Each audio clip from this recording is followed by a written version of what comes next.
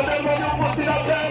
লক্ষ্মীপুর পৌর যুব দলের বিপ্লবী আহ্বায়ক সাবেক ছাত্রনেতা ফয়েজ আহমেদ, সদস্য সচিব মনসুর আহমেদ, যুগ্ম আহ্বায়ক আনোয়ার হোসেন যুব,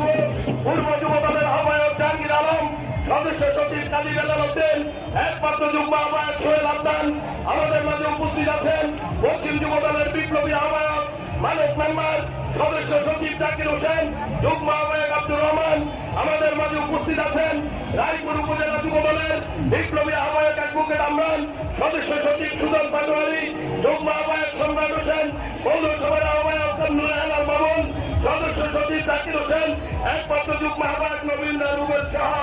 অসংখ্য নেতৃবৃন্দ এ পর্যায়ে বক্তব্য নিয়ে আছেন লক্ষ্মীপুর 4 আসন থেকে বারবার নির্বাচিত সাবেক মাননীয় জাতীয় সংসদ সদস্য